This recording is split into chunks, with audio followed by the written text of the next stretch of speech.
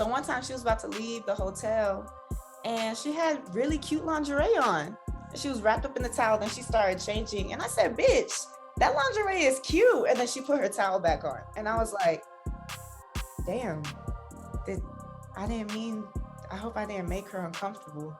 Yeah. But she just wrapped herself up back like that because she thought I knew about her secret relationship. But the lighting, so like, just you like, damn, because you get forced to overthink so much because like you be like, damn, that wasn't even about me. What's up, everybody, and welcome to the Queerly Blax Show.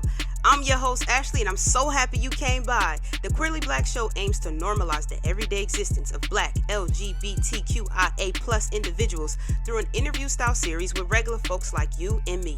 So every week, a new guest shares their story and unique perspective on their existence as an LGBTQIA plus individual.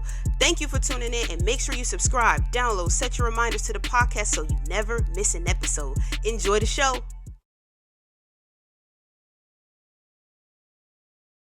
Welcome back to another episode of the Queerly Blax Show. I'm your host, Ashley. I'm joined today by a very, very special guest, man.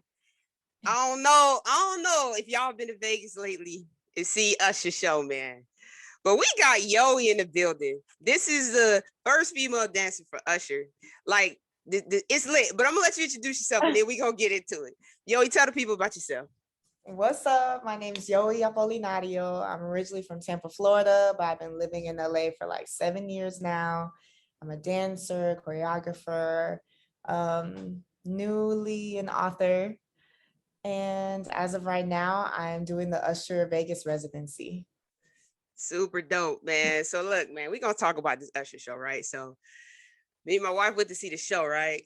We watching the show and we looking, and I'm like, that's a chick. But the reason why it was kind of crazy is because it's dances that the guys are doing these things, like bending chicks over, like it's like a whole vibe. Yeah. But we see the braids swinging, and I'm like, babe, is that a? I'm like, she was like, that's a chick. I was like, I gotta have her on the podcast immediately. I was like, I gotta have her on the podcast, right?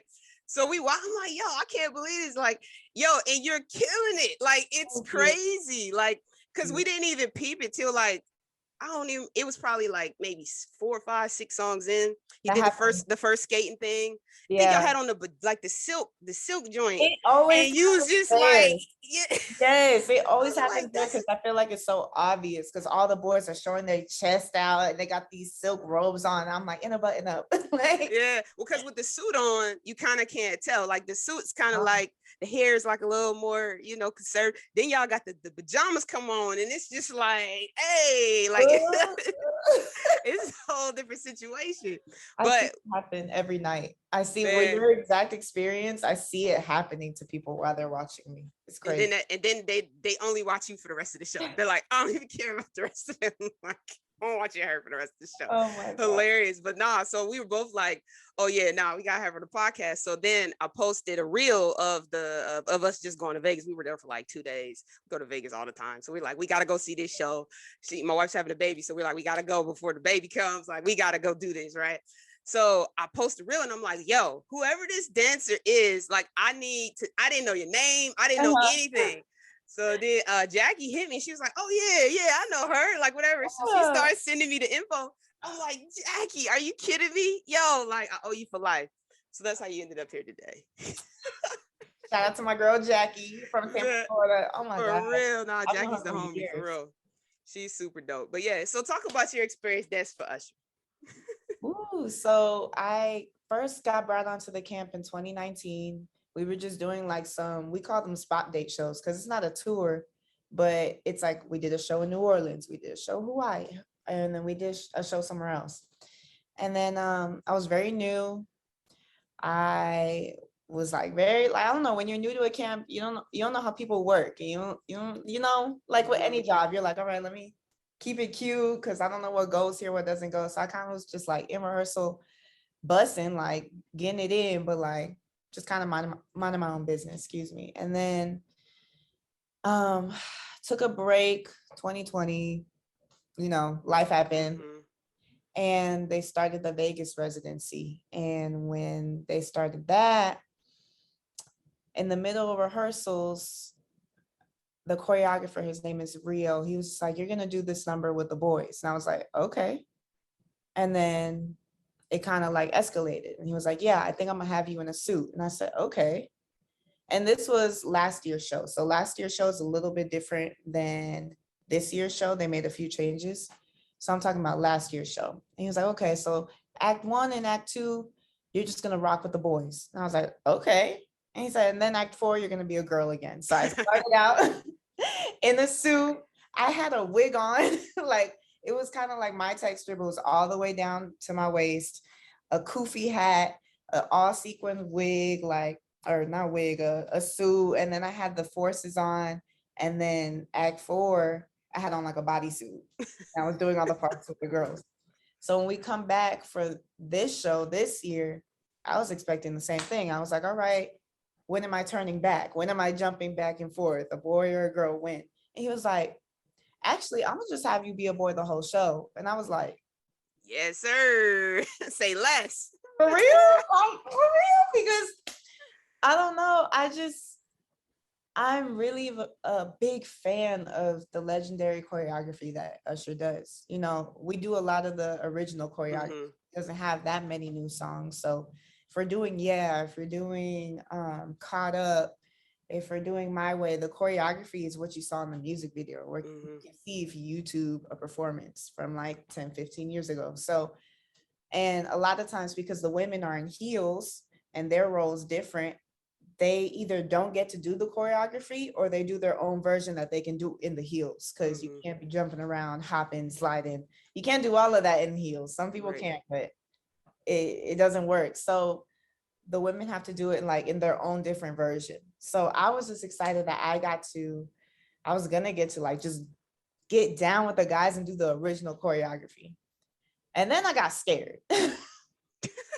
I got so scared because I'm really on stage with legends, like dancers that have been dancing with Usher since these songs came out, dancers that I watched not only in Usher, but in other jobs with other artists. I'm watching dancers that were on You Got Served and Stomp the Yard. Meanwhile, I was just 15. You know what's so funny about that? I was up? watching one of your videos and I said, she could have been J Boog. I was like, I can't remember, but I think it's one where like it's like 3 of y'all from a while ago, and I actually think your fiance is in the back, like it's one of those, and you're like, I was like, man, she could have been J Boog, and You Got Served. I think, oh my gosh, if I was just a little bit older, older. Oh my goodness, I would have loved to be around during that time. For real. And because of my age and because I didn't even know where my career was going to take me, but because like those things didn't align, I kind of just like look at that time from afar and I'm like, damn, what would I have done if I was a part of that? So to be able to be dancing with people that were a part of that and were in that era and they're still around, they're still dancing, and I have the opportunity to get in that sauce, I'm like, it was just overwhelming. And then kind of scary too, because you just never know how people are going to react. Like I've dealt with a lot of male egos in my life, and it could go either way. So when I started, I was like, okay, like do your thing, but don't go too ham, because you don't know how they're going to feel. Yeah. You don't know if they're going to like cheer me on or be like, why are you here? Yeah. You know what I'm saying? Like, well, y'all vibing. We are. No, and then it turned out so well. Like I was nervous for like 2 weeks, like, ooh, are they gonna hate me?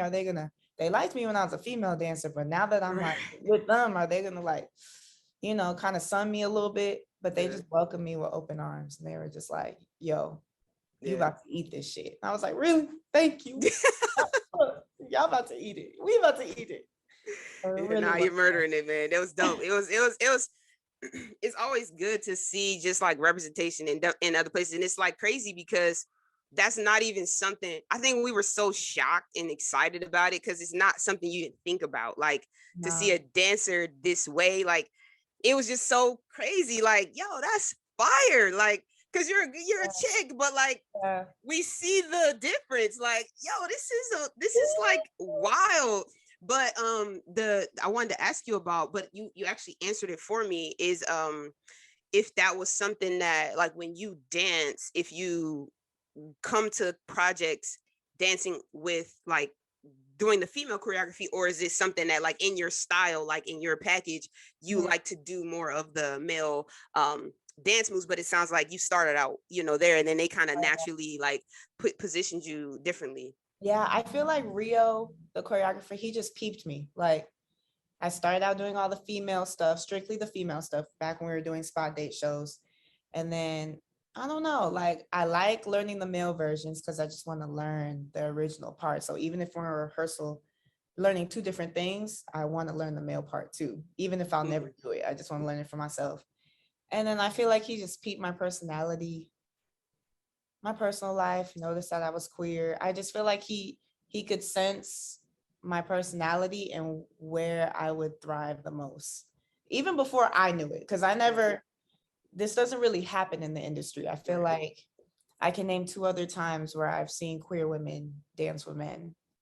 So this wasn't something on my radar. It wasn't a goal until I got there, and I was like, this is amazing. I really can't believe I didn't wish for this, because it feels like a goal that I didn't know I had. But I feel like he just like peeped it and was like, you know how people curate art and they know where to place things? I feel like he just knew what to do with me before I knew. So. Yeah. No, that's fire, man. But yeah, no, I'm a huge fan of the show. I'm a huge fan of what your part in the show. It's incredible. Keep that up. But now I gotta get in your business. Get my business. So when did you know that you like the ladies? Oh. So I feel like a lot of people have this story. When I was like 13, I started to get a little crush on my best friend. So that's when I was like, what are these feelings?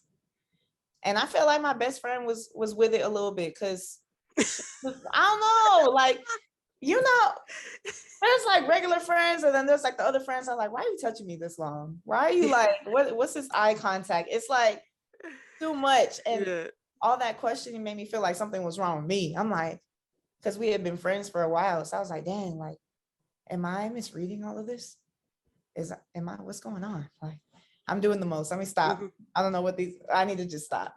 And then one day we were just watching a movie, and I don't know, I just felt like she was giving me energy, and I was like, I'm not making this up. It's not in my head. I'm making this up. And I was like, I'm gonna kiss her and see if she let me kiss her.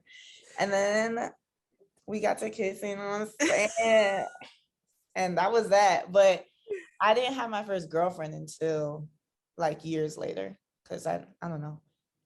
I was like still really struggling with like my identity, and if like something was wrong with me, like up until I was like maybe 18, 19. And I'm 26 right now, so just to give you like perspective. But even though I was like talking to women, I was interested in women, I still was like, I'm not gay, but I'll kiss a bitch. Like, just like random stupid stuff. Yeah. So like, I'm bisexual, but it's really like, I don't really like women like that. Just because, like, not even because that's how I felt. It's just because like, I just felt like I had to have an excuse or something, you know? Had to put that out there. Like, I had to put that out there. Like, just so y'all know. Just so y'all know. I'm down for whatever. Yes. And then I just started noticing how much I was leaning towards women. I couldn't help it. I looked at women first. I had this much patience with men anytime I would pursue a man. And I would just kind of like blame, I don't know, maybe it's just like, you're not the guy. And then I'm like, okay, maybe you're not the guy either. Okay, maybe you're not the guy either. And I'm just like, meanwhile, none of y'all the guy. Maybe none of y'all. Like, meanwhile, I'm just falling head over heels for multiple women. I'm like, oh. And you was a player at that. Yes. Like, oh my gosh. So I feel like, I don't know, I started to like slowly come into what I am now, which I feel like I'm a lesbian. I think men are really attractive, but you know, just don't do it. That's where it ends. You know, like, I love me some Chris Elba, you know what I'm saying? Some Michael B. Jordan, you know, if they want to donate anything to me, I'll get that. You know what I'm saying? But like, That's where it stops. Right. Well, Michael B. Jordan, how you feel about the breakup? Michael B. Jordan and the Maccus of the Mac, Lori Honey, I Harvey. feel like his DM's going crazy right What? now. Wow. Like the women woke up and they're like, and he over there with the tissue, like, hold on. he said, give me a second. I hate it. So 13. So then you try to figure it out, guys, girls, the whole thing. yeah. How was that for you at dancing? Because like obviously, you know, you dance studios, you know what I'm saying? Bruh. Probably crumping in the lunchroom. Dancing? Oh my goodness. All the at the dance studio, all your friends with the leotards on, or at this point, did you not do ballet anymore? Like what was all the different worlds? I went to a performing arts high school in Tampa. So we had like 3 periods of dance where you had to dress out, go to dance, dress back in. And I just remember living normally or whatever. And then I got a girlfriend. And I feel like some of the other students at the dance department started to notice. And I just looked up and like 4 girls switched dressing rooms. They like, because there was only 2 dressing rooms. And I just looked up, and once they noticed, they moved their stuff to the other dressing room. And that made me feel so weird. I was mad, first of all, because I'm like, I'm not even checking for y'all. But Right. then I was like, damn, like, I don't want to make anyone feel uncomfortable. So, and that's hard. Like when you experience like traumatic things when you're younger, you don't realize how much that stays with you. To the point where like, now I be in the female dressing room changing, and the amount of eye contact I give women when they're topless talking to me, because I also don't want to be the one that's like, no, don't speak to me when you don't got clothes on. It's not that serious. No, not at all. But I also don't want to make anyone feel uncomfortable. So it's crazy how that one experience when I was like a teen still like, it still is with me. Or like when I'm partnering with women, because as a male dancer, I'm behind all the women and we trying to holler at them, we touching them, I'm always trying to find ways to get the point across to the audience. Like, hey, audience, I'm trying to holler, we got energy, but I'm not doing the most. Yeah. I've been the female dancer, and I've been in a situation where a male dancer is doing the most. And I have to be like, hey, like, can you get your dick print off me? Right. Feel like they'll get the point. Without all that. Yeah, you could just trace your hand up my leg and I could be like, ooh, and then the audience will know what's up. Like, you don't have to do all of this and like slapping me and like, so I like that I get to have this role because I get to like figure out how to make the goal happen without anyone feeling uncomfortable. Yeah, like, and hopefully teach some of the men like, hey, you ain't gotta do all that, bro. See, watch. Do all that. Yeah. In studios, it was just me like trying to like, all right, I don't want to make anyone uncomfortable. And I was saying, I used to hate partnering, like dancing with women. Yeah. Be like, oof, I don't want to do this. Yeah. It is. It's obviously with most queer women, it's basketball. It's like the locker room and the like basketball thing. But like dancing is like even more, extreme because of all the extra that y'all have to do. So it's kind of wild. And yeah, that stuff does stick with you. Like you start thinking about like as an adult, even like making like straight female friends. You're like, yo, like I don't want you. Like I feel like I have to say that, kind of like when you were like younger and you be like, hey, like this is my status. Like I don't like we're good. We're good. You're good. You're good. I'm good. When I went on my first tour, it was our hotels, we had roommates. So my roommate, I started to notice she started disappearing like the last month of the tour. Like when we would get to a new hotel, she would put her stuff down and be like, okay, I'm gonna go hang with friends. Come to find out, she was messing with one of the lighting guys on the tour, but she was trying to keep it a secret. So one time she was about to leave the hotel and she had really cute lingerie on.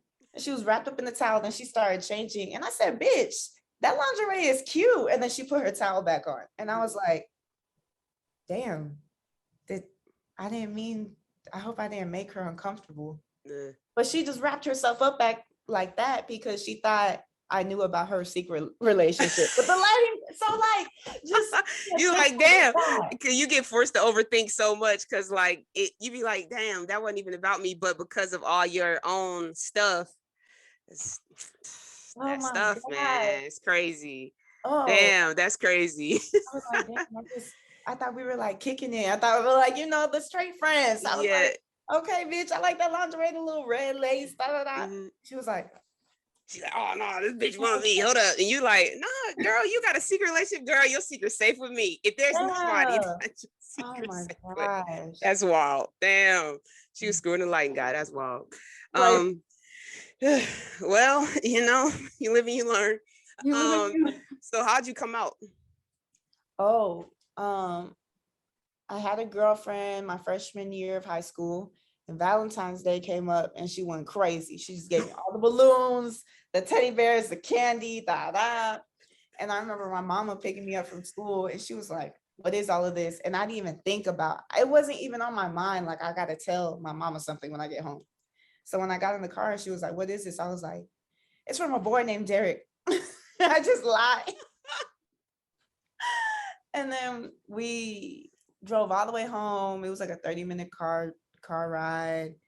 And I ate dinner. The whole rest of the day passed. And I just felt crazy that I just lied to my mama like that. And before I went to bed, I was like, hey, what if I told you all those presents weren't from a boy? She was like, where are they from? I was like, what if I told you it was from a girl? And she got quiet. She was like, okay. She started saying that you like girls. I was like, I'm saying I think I like both. She was like, she didn't say anything for like 30 minutes. So in my head, I was like, all right. I was already planning my demise. I was like, wow, she's gonna ground me. My little Nokia phone gonna be gone. You're like, what's the worst that can happen here? I've been kicked out of my room before. Like, I did something, my mama kicked me out the room and I had to sleep with my brother. And I was like, she's gonna kick me out the room again. She might take the door off the hinges too. I was just like thinking about what's gonna happen. And then she finally like said something. She was like, I love you no matter what. So after my mama said that, it's cool. It's up from here. It was out.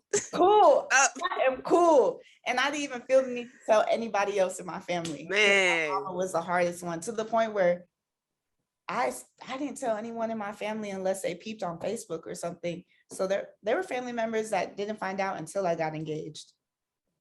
That's how much I forgot to make it a thing. Yep. I felt like once my mama knew, no one else needed to. What? That's it. That's how it always is. It's like, I always say, it's like coming out is like the hardest thing. That if you're queer, once you do that, I don't care what everything else is, really don't even matter. You think I care what you think? Once my mama know, once I sat in the face of my mama, and if your grandma, depending on like with that, you know what I'm saying, that situation. But moms, we good. Yeah. It's over. My grandma's still the like, oof, but yeah. She's like that about everything. So I just knew that wasn't gonna go well. You know what I'm saying? Yeah. My grandma is, love her. She mad different. She homophobic, racist with biracial grandchildren. It's a lot going on there. You know what I'm saying? So I just knew that wasn't gonna go well. So like, you know what? We're gonna skip right over that conversation. We just not even gonna do that. Yeah. It's funny. My wife, her grandmother is she's very, very like Christian, like Pentecostal, whatever. So with all of our events, like we had our housewarming, we had like we're having our baby shower in a week, and like all this stuff. So they bring her grandma, but they never tell her what it's for. So she's just there. She's like 90 years old. So she's just sitting there like, her mom threw her a baby shower like 2 weeks ago, and so we're all at the house. Her grandma's just sitting there in the backyard. Rochelle's stomach big as hell. She just in the back now.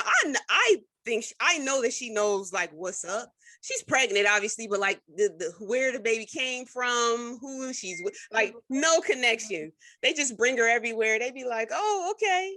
I'm like, man, yeah. Y'all be doing these grandmas dirty. They're silent because they be knowing. They're like, they be knowing everything. My grandma, the complete opposite. She was like, we was sitting at her house one day on the couch, God rest her soul. She passed away last year. So me and Rochelle sitting in the back on her couch, and she turned around and looked at us. She was like, y'all married yet? I'm mortified. Whoa. Rochelle's cracking up. Like she thinks it's hilarious. I'm like, yo, I've never talked to my grandma about this. Like never talked to her about my sexuality. But my mom did. I found out. My mom was over there like, you know, telling her everything. But Oh, it was just crazy. So she's like, you know, she did the complete opposite. Hilarious. she's like, "What's But a yeah, them marriage? Where's grandmas the be crazy. kids?" Yeah, I'm 31, so you know, I'm a little older than you. I So feel my wife is about to be 32, but yeah, um it just I feel like no matter how old we get, you're still like your mama is your mama and your grandma period. is grandma. And if they say anything, it just I feel like you revert back to that child. You're like, "Mom." And then sometimes you're like, "Mom, I'm grown." I'm grown. But your voice shaking. I'll be like, "Mama, you have to drink water. Can't drink Coke every day." I said, and I'm like trying to tell her, but I'm still the child. Yeah, like I gotta tell you what to do right now, but like I still respect you. Still respect you, but I'm not buying you no more soda. Right. I'm not I'm doing not. it. I'm not gonna be responsible for no type of diabetes, nothing. I'm not No. doing this with you. Oh my gosh. You dope, man. So then, for you growing up, you operate obviously in different spaces. So like you one of your clips you did an interview and you're talking about you dancing at a white studio, you were going to a black high school, and at home Hispanic home. Mm-hmm. How did you find your style, like your comfort with all those different environments? Because like dance studio, you know, super commercial, super like, you know, straight lace, you know, black high school, you know, you crumping and doing all the latest dances in the auditorium, the lunchroom. And Yeah. at home, you know, it's bachata, salsa, like Yeah. let's get it, you know. So like how did you find your space like within all of that? Even being queer, because all of that is accepted differently even in all those spaces. So like your Yo. identity, like how are you sane? Let's just ask that. How my face. Honestly, I thought it was fun. I felt like there was a balance because I spent a lot of time at the studio and at school. So I felt like I was like, when I'm here, I do this. When I'm here, I do this. It would get weird sometimes, but it would just be like a moment. So I would say something and I might have said like gone instead of gonna. And then one of my white friends at my dance studio would just repeat me. And I'd be like, "You're right, y'all don't speak like that here." And then I would move on. Or just like, this still happens today. Or when I'm around a lot of Black people or African Americans specifically, not Afro Latinos, they just start saying cultural things that I'm like, wow, I didn't grow up listening to that because I was listening to Mark Anthony. Okay. It would just be like moments where I'm like, oh, these things aren't firing together. Yeah. And I will move on. And it wouldn't be weird. It would just be like, oh, this is a difference of culture. Like, I don't know. My white friends got to talk back to their mamas, and I just watched like, oh my gosh, kind of like popcorn in my hand, like, oh my goodness. And then Looking I, at him like I'd be dead if I did that. I would be dead. And then I went to my first Thanksgiving outside my household with my ex-girlfriend at the time, who was African American. I was like, oh my God, I love cornbread and collard greens and cabbage and pie. And because we just have rice and beans and the turkey and maybe like flan, and I don't like flan. So it was just like me bouncing around from culture to culture. And for the most part, it was fun because it felt like, you know, when people get hyped when the seasons change, because you got Yeah. all these jackets you've been waiting to wear in the winter. And then now you got your hot girl summer clothes on. It kind of felt like that. And then it That's got hard. weird sometimes, but other like most of it was like cool. Like Yeah. So how'd you meet your fiance? I met her at an audition. It was like I didn't even live in LA yet. I was still in Tampa and I was in college and I planned to go audition for this show called So You Think You Can Dance on my spring break. So I was like, I'm gonna go audition in LA. I'm gonna use the whole week to like, you know, just like take class, see the city because I know I want to move there. And So You Think You Can Dance auditions are all day. Like it's not just you dance and you leave. You gotta wait in line. They make you do interviews and make you go to a certain place to do B-roll, to do like BTS footage. So they have something to play while they're showing your audition. You just go to all these different stations and they put you in like a group of like 10 to 20 people and they just lug you around to every station. So she was in my group and I was there from 7 a.m. to like 1 a.m. And I spoke to her all day. I just kicked it with her the most. Like as soon as we started talking, we clicked. And every time we were in some area waiting, I was just talking to her, chopping it up. And I was like, cool, okay. When I move out here, I know one more person. I only knew like 2 people out there. So I was like, okay, I know one more person. And then I got her number. We stayed in contact. Right before I moved, she was like, I want to start this crew called the Council, all females that are just like really dope at what they do. And I was like, all right, I'm down. Like, I was a really big fan of her as soon as I met her. I was like, I don't know who you are, but you are amazing. So when she wanted me to be in the crew, I was like, I'm down. And then we were still friends. We were friends for about a year. I was in a relationship. She was in a relationship. And I don't know, I was just so happy to be in LA, so happy to be learning from her. Just so many things. I wasn't really like looking at her like, ooh. Yet. And I feel like after I broke up with my ex at the time, and then she was already single, we started spending more time together. And it was right before I went on tour with So You Think. So I was rehearsing from like 10 to 8 every day. And I was tired, but I also wanted to train and create content with her, stuff like that. So she would pull up to my hotel at 9:30 and be like, let's go eat, let's go shoot some stuff. Like, I'll be like, okay. So, just being in close proximity with a person that late at night, you start to know how they are, you know what I'm saying? Like, and I'm freshly single, you know what I'm saying? So I feel like after a week of us like training, shooting content together, at some point I was like, friend, you fine. Oh, so you put the first move out there. I put a little energy out there. A little energy, you know what I'm saying? You wasn't making it up. I wasn't making it up. I wasn't making it up. And then before I went on tour, it was like, I don't know, somehow we were just like, hey, there's something here. We don't know what this is, but there's something here. We're not going to ignore that. But then she was also like, you're about to go on tour and live your life. I was like, and I wasn't used to that either. Like, you young, we all young, crazy women. So I'm used to like people being a little like, yeah, what you doing? Where you at? Call me as soon as you leave the rehearsal. Call me while you walking back to your room. You said you was gonna be done at 8:30. It's 8:45. Why you ain't call me? Girl, relax. Can I get a water right quick? A shower, maybe. Yes. Oh my gosh, definitely. And it was me, it was my exes, we was all on that. It was just toxic. So when she said you're about to go on tour, live your life, just know like, I'm here. Whatever happens, happens. I was like, you here? Say less. What time is this tour over? Look, you trying to get out of there. You like, I'm trying to bounce.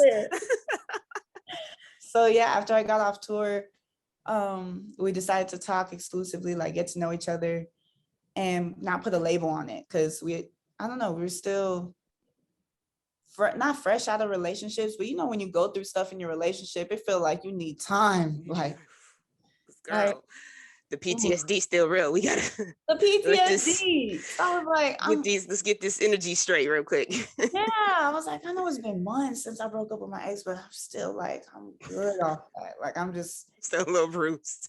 I want to go slow. Yeah. So we went slow. And then I looked up and we had been talking from January to September. And we was really kicking it. Like, I don't know. And then randomly she just asked me to be her girlfriend. And that was it. Yeah. It's older women, no, you know what I'm saying? Come on. You really know what you want. I'm so excited to be in my 30s. I don't know why. I feel like it's without all the angst of your 20s. Yeah. No, take your time. I mean, 20s are great because you get to make a whole bunch of mistakes and be like, why the fuck did I do that? Without no judgment, because you're just in your 20s. But you got to get all that out while you're in your 20s, because once you're 30, motherfuckers start judging you. They be like, now you know good and damn well. You too old to be doing that. You ain't even supposed to be acting like that. I'm human. I can still make mistakes. Yeah. Nah, but now in the 30s, they start looking at you crazy. But so who proposed? I'm assuming she did. You did. I did. What? Tell me about this. Okay. Well, I feel like I started to get like, I don't know, the feeling, the bug. It was like, I want to say like 6 months before I actually did it. I was buying a home, and I told her, I was like, every time we like do life decisions or like big, I'm like, hey, just let you know, there's no pressure. I'm doing this. Like the first time we moved in together, I was like, LA's expensive. And I promise if this goes south, I will move out. But I want to save money right now. Like I can't pay rent by myself. I don't want to live with nobody else. So I'm gonna live with you. But I'm also not trying to like cuff you down. Right. So same thing with buying the house. I'm like, I'm doing this, but you don't have to have any part in this at all. I will furnish the whole thing. I'll do everything. But this is what I'm doing. Don't get scared. Because I don't know if you're dating someone, they come home, they're like, I'm gonna buy a house. You're like, what does that mean? Because then you start like, oh shit, they out here, like they making this move and that move, and then like that whole like thing starts happening. Yeah. Like, am I ready? Like, am I where they're at? Like, am I where they're at? Like, are they gonna not think I'm good enough? Like, what? Yeah. Exactly. So I was like, I'm not trying to like marry you or anything. I'm just trying to buy this house. And then got the house. It needed a lot of renovations. Then I booked 2 jobs that forced me to go out of the country for an extended amount of time, like 2 weeks in Brazil, 2 weeks in Mexico. In the middle of renovating, we have to move out of our apartment by this time and get into our house, but we also have to put floors down and paint the walls before we move. It was a lot. And the way she just stepped in and took care of 95% of that for me, like she moved the whole apartment into the house by herself, damn near.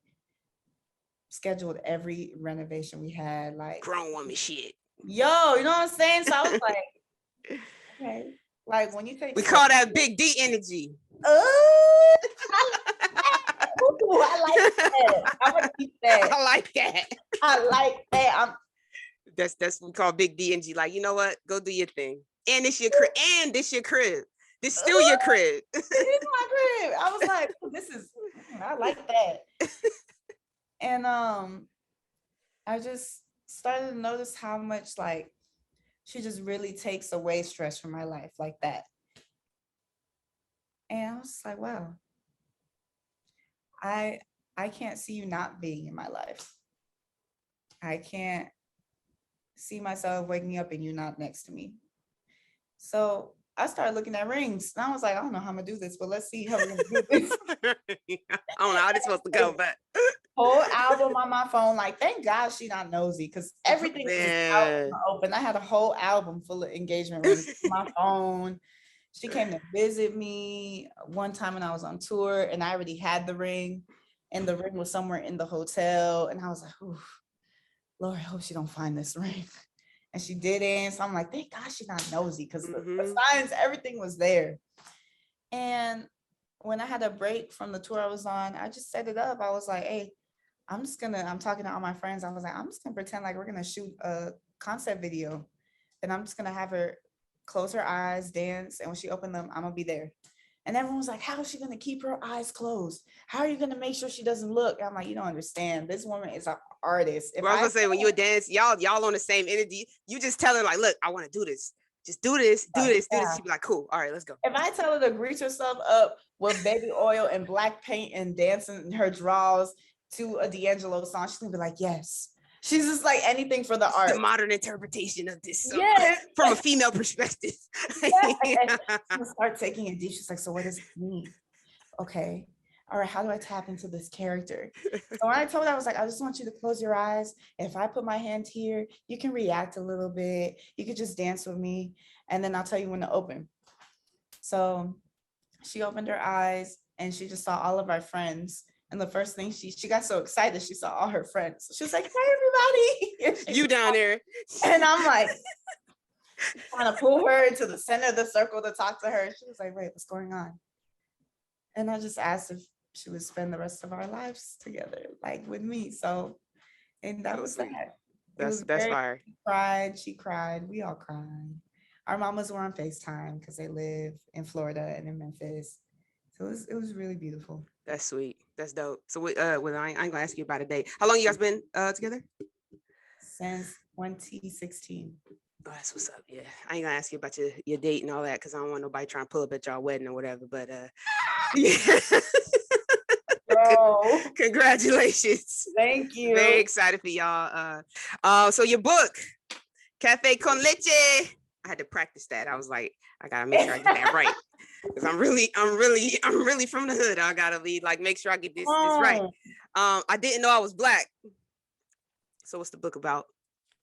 I feel like the subtitle just gives it all away.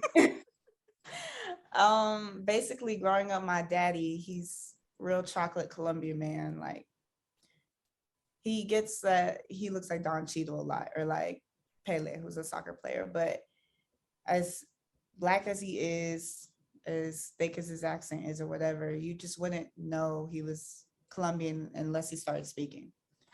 So with that going on, every time someone mistook him for being Black, like African American, he would just be like, no, I'm Colombian. Kind of get a little offended too. Like, how dare you type. So just watching that and watching a lot of other Afro Latinos around me and my family do the same thing, I was like, okay, you learn things. So when people ask me, I'd be like, no, I'm not Black, I'm Colombian and Puerto Rican. And I really kept that going. And it was really confusing. And I was confusing a lot of people around me. And it really wasn't until like, there's little situations here and there, but my ex-girlfriend at the time, I was in high school, it was like 10th grade. She was the one that was like, when she met all my family, she was like, you didn't tell me you were Black. I was like, I'm not, I'm Colombian. She was like, I don't know what you just said, but these Black people speak Spanish. It just blew my whole mind. Yeah. I was like, these Black people speak Spanish. Because I didn't understand the difference between race and ethnicity. Yeah. Idris Elba. Yeah. From the UK, but he's a Black British man. I didn't know about the duality of being both.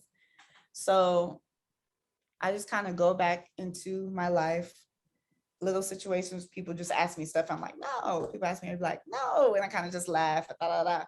And into me finding out, me researching, diving into myself, looking back on situations and thinking about like, wow, that comment my auntie made when I was younger was actually real messed up. Like, and that's actually really racist, really stereotypical, really all of this. And no one checked her. So we can't do that. We can't keep that going. Oh, we in the now. And I had a family member that did this and praying over my pregnant sister's baby and like being like, oh, I hope she come out with good hair. Like just stuff that's still happening that is gonna still happen if we don't talk about it. Yeah. So I don't know. I feel like a lot of people grew up like me, especially a lot of Afro Latinos, Afro Latinx people. And I feel like it needs to be talked about more if we're gonna stop it. You know what I'm saying? If we don't want to pass this on to our kids, we're gonna have to talk about it and be like, okay, this is wrong, this is not cool, this, that, and the other. If not, it's just gonna keep going. Yeah, for sure. No, dope. I mean, that's real. And I mean, because like people, I feel like how they grow up is how they identify themselves. Like if you, even if you're Black and you're white, if you grow up with your Black family, then you like feel like you gotta, like, you're like, I'm Black, but then you go, most of the time it happens when you go to college and it's like, but no, but I'm also this, like, you gotta kind of figure out that other side that you kind of like didn't deal with when you were growing up, because you didn't have to, like, whoever was in your house was all that really mattered.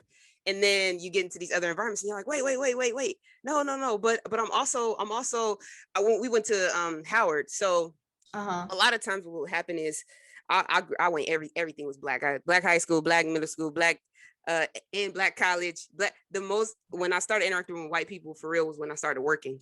Okay. But a lot of times what happens at HBCUs is it's Black people who grew up in white environments who want to get in touch with their Black side. So they come, like, most of them are very affluent. They come from very good environments, went to private schools, white schools, like the whole thing. And then they're coming to an HBCU to understand themselves. Like, okay, I don't know, like, this part of me, but I think what you're talking about is like something that is super critical, because it's like it is very confusing. Like you don't know. It's like, so it's an ignorance that you don't even know you have. You're like, I don't even know, because this is just the way I grew up. Yes. Oh my goodness. And then just like adding the layer of Afro Latino. So now I can say like, yeah, I'm half Black, but if we keep going, we talk and we have some drinks, you start referencing stuff in your culture, it might hit or it might miss. Yeah. So it's like understanding that, like, we're of the same people, but we're of different cultural backgrounds. Yeah. Yeah. So there's going to be things that you say, things that you reference that I didn't grow up watching Martin. I didn't grow up like doing all of this. You know what I'm saying? Mm-hmm. If you start quoting that stuff, I'm gonna be like, I can tell you a novella I used to watch when I was little. You know what I'm saying? Right. I can tell you all the Afro Latino singers, actors. Yeah. Yeah. I can tell you that. Yeah. Well, I mean, but again, right, like to your point, because me and my wife, she grew up very Christian, so in her house they didn't watch like Black movies and all that kind of stuff. So like when we got together, so like we get together and I'm like, you never seen X, you never seen this, and I'm over here, I got the DVD set, I got every Friday, I got Boys in the Hood, I got Love Jones, I got, you know what I'm saying, the Brothers. Like, you never seen Deliverance from Evil? Like, what? You gotta, like, so I'm like, we gotta watch all this. Yes. Oh you my God, my ex. I feel like I watched all the Fridays. Booty Call, Love Jones. Yes. Don't Be a Menace. Love and Basketball. I watched that all in like a week span. Like, I was like, wow. To catch you up. Yeah. What? I'm still catching up. There's still things. My wife is like, all right, we gotta watch this. This is going on the list. Yeah, no, for sure. Yeah. It's fun though. But I mean, it's kind of what makes the world go around, because there's a lot of things, you know, that she knows about the Bible and that have gotten us through a lot of crazy times in our life, you know, where, you know, she has a strong prayer life and, you know, all these different things that I went to church, I know God, but like that have helped me, you know, push me in a different way. So I think the balance of all of it is like what makes the world go around, you know. Necessary. Super dope. Yeah, for sure. Well, with you, what do you feel like you want next? So, because I feel like, you know, you got like a really dope platform, you know, like all the different things, different parts of you. Like, you obviously dance with Usher, which I think is still blows my mind. You know, you got the book, crazy story, amazing story. What do you want next? Ooh. You don't have to have it all figured out because you're in your 20s, so it's okay. No pressure. I've never really been the type of dancer that had like a bucket list. Like, there's a lot of dancers that are like, I really want to dance with J-Lo. I really want to dance with Beyonce. And I think I was so driven by like fear when I moved to LA, like fear of moving back home, or fear of like not having money to pay my bills because my mama can't pay them for me. So I was really like built off of like, okay, I have to make it work no matter what. So I feel like I didn't have time to dream about artists I wanted to work for. I just happened to be like, I'm not moving back home, no matter what. I'm not moving back home. And then I ended up working for artists. I'm like, okay, this is cool. Like, if I had a bucket list, you should have been on it. You know what I'm saying? So I feel like now that I'm more established and I start thinking about, what do I want? I just want to keep working in ways that are comfortable for me. For example, like, I really love this Vegas residency with Usher because everybody comes to us and we're not touring and waking up in a new city every day or every other day, because touring is tiring. Like, some tours are cool because I've been on tours where we only have like 2 shows a week, and those are cool because you have off days, but then you're in a city with, you don't know anybody. So I just used to end up at someone's happy hour tipsy at 2 p.m. on all those off days, you know what I'm saying? So that's cool. But there's also tours that you have like 5 shows a week, so you're literally working your ass off like the whole week. And I like this because you're not traveling, the schedule isn't strenuous. So I just love that God keeps like blessing me with work that is comfortable. I'm still like living out my dreams, but I'm not like breaking my back like I used to when I was younger. And I just hope to continue to use my platform to continue to help people out there that are like me or not even like me. Like, for example, I started a book right after I finished Café Con Leche. I started a book about moving to LA and talking about everything from finding my first apartment and getting scammed by a Nigerian. It's a whole nother thing. Yes. LA is a whole nother, it's a different beat. And I didn't can't come out here trying to be lazy, man. Rent ain't $500 out here, boy. You got to work. You have to be careful. Like, so much happened to me. Like that I feel like, wow, if I would have asked a question, because I was also real like stubborn, I was gonna figure it out by myself. If I had asked a question, I wasn't so stubborn, I could have really avoided that. Or if someone would have just prepared me about how to get an apartment. I had no idea you needed credit to get an apartment. I just happen to have good credit. Like, but thank God mama put the light bill in your name. That part, like, thank God, because otherwise, like, I really would have been asked out when I got here. So just little things like that, navigating the industry and just like being in a world where a lot of people in our industry are spending their college years not in college, you know, the age you get to make mistakes, but you're in this industry that can follow you for the rest of your life. So you can really say something to the wrong person and get fired. Sleep with the wrong person, now you got that reputation. So it's just like so many things that I learned myself or learned from watching that I feel like need to be talked about more so people don't repeat it. Or, you know, even with that other story I told you, no one over 18 on a job should have a roommate in a hotel. Because they like to do that too. They'll lump all the dancers together, roommates, like we're in summer camp, and then I'm looking at all the band members with their own room, suites actually. And like, why are we dancers are always considered the kids because we're so lively and I don't know, we're energetic and we talk with our hands and we're kind of different. But you need time you need a space to recharge all that by yourself. Wrong. What if I want to take a little bit back to the hotel? Now I can't. Like, I'm not a child, you know?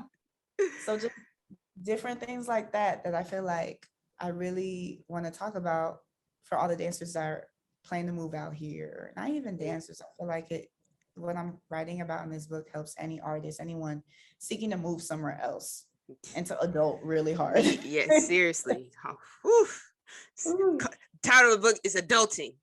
That basically it needs to be that. That's dope. Super quick, give me like a 2-minute little something, because I know it's complicated, but how does a person become a commercial dancer? Okay, so I feel like you have to go to a hub where it happens, meaning like you can't become a professional dancer in Tampa, Florida. You can't. You can work at Busch Gardens, you can, you know, do little side gigs, but as far as like music videos, film, commercials, you either got to be in New York, LA, Atlanta, and maybe Chicago, because Chicago has a really big, thriving musical theater scene. But mainly New York and LA. So you have to be there. Like there's no, some people like have dreams of doing the bi-coastal thing and being in their hometown, then just traveling out. But that doesn't work because I get a lot of my auditions the night before. Yeah. So unless you got money to drop a plane ticket the night before, that's not realistic. So you have to live there, at least for an extended amount of time. I would say try to find representation, like an agent, because they're the ones that connect you to these auditions and submit you for castings, for commercials and stuff. And while you're doing that, build your online presence, because there was a certain shift in my career where my online presence grew a lot. And I started gaining a lot of work off of my Instagram. So both can work. I know dancers that have never had an agent, but they're always working solely because of their Instagram. Because, you know, when I need dancers for something, I'm like, okay, Instagram, who does this? Who does tap dancing? Who's the Black female dancer that's bald? That like, because it'd be so specific sometimes. And people really look to the internet to find those things. So I would say grow your online presence, try to find an agent, really narrow it down to what you want to do, at least for the first couple of jobs. If you want to tour with Chris Brown, it is up to you to find the name of his choreographer and go take his classes. If you can't take those classes, see what type of dancing that choreographer does and get better at that. Because I've seen a lot of dancers go take class from Jane Doe, but Jane Doe has never toured a day in her life. So I'm like, how can your goal be touring, but you go to a teacher that has never done that? And I just feel like you just really have to narrow it down to get what you want. Yeah. I feel like, shoot, make connections, meet a lot of dancers, because also you never know what jobs you could get just off of word of mouth. Like we lose a dancer to an injury last night, and this morning the choreographer's like, "Hey, do you know anyone?" And I'm like, "Okay, do I know anyone? Yes, I know this person." So it just helps. How long do y'all get to learn? Like, so like this show's like what, 2 hours? Yeah, I think so. Like an hour and 45. Yeah. How long do y'all get to learn them steps? Like for an audition? Like how long? And they don't. I'm sure they don't expect you like necessarily know the whole show, but like in a situation like this where a dancer gets injured, like they gotta come in. The show's what, Saturday? You guys got a show tomorrow? Did they have like a day and a half to learn this? The regular like process was at the audition. We just learned Caught Up. We just learned one song, and then they watched us do that one song. They booked us to do. But last year, when COVID was going crazy and dancers were dropping like flies, there was a point where they had to bring in dancers and they learned pieces of the show, like things that cannot be done like without them. Partnering sections, stuff like that. If it was like a group and 5 are gone, the 5 that are left are going to surround do it. Yeah. So we just kind of threw them in where we could. And they only had 2 days last year when that happened, like a big like COVID meltdown. And we brought in new dancers. We taught them like the most important parts, and then they did that. And then after that show, then we had another rehearsal and be like, okay, let's teach you a little bit more and a little bit more. Yeah. So sometimes you have time. Like for us, when we started, it was like 2 months in advance. So we had time to learn the whole show, perfect it, get our stamina up, because that show's tiring. And sometimes you have time, but other times, a budget is a budget. And sometimes the artists don't have the budget to have you rehearsing for 2 months. Sometimes they only have the budget to have you rehearse for 1 month or 2 weeks, and you still have to learn the whole show. Yeah. So it really depends. So yeah. Gotta learn quick out here in these streets. Or, if you're dancing for Fiancé at Beachella, you got 9 months, right? Different, that part. Different life. Different life. I'm like 9 months. 2 years you said before. that, right? You said that. I was like, damn, how big was their budget? Shit, they was rehearsing for. She said I was with the dancers for 3 months before I was with the musician. I'm like, Jesus, okay. Right? big bank. How many billionaires could come from one camp? Hey, dope, man. Well, listen, I got one more question for you. Actually 2, because you're a dancer. So we're gonna ask you, if you had a theme song for your life, what would it be? I'm FREE fuck nigga freak. I ain't got. I'm not kidding, but I really, yeah. I'm from Florida, so I love Trina with my whole heart. Yeah. And any song that Trina has is my soundtrack. Okay, Trina, anything. Yeah, anything. I like it. Actually, told y'all about Trina. That is my soundtrack to life. I like it. Trina's dope. Trina get busy though. And last question is, if you had advice for someone going through their own queer journey, what would it be? Trust in God and trust in the work that you put out or that you put in. Because I know our lives be going like this. As any entrepreneur, artist, anyone who doesn't have a job where they just clock in from this time to this time and they have the expected paycheck at the end of the week, anybody outside of that bubble, I feel like our lives be going like this. And I think it's really important to trust that God got you and to remain prayerful, continue putting out the work, because nothing comes without hard work. And that's it. For sure. Yeah. That's dope, man. Well, tell the people where they can find you. Y'all can find me on Instagram at Yoe.Apolinario. And I got a Twitter. I don't use it a lot, but y'all can follow me there too. I do be tweeting sometimes. It is Yoe_Apolinario. And yeah, that's it. Dope, man. And y'all can get the book, Café Con Leche. Cop the book. I didn't know I was Black on Amazon.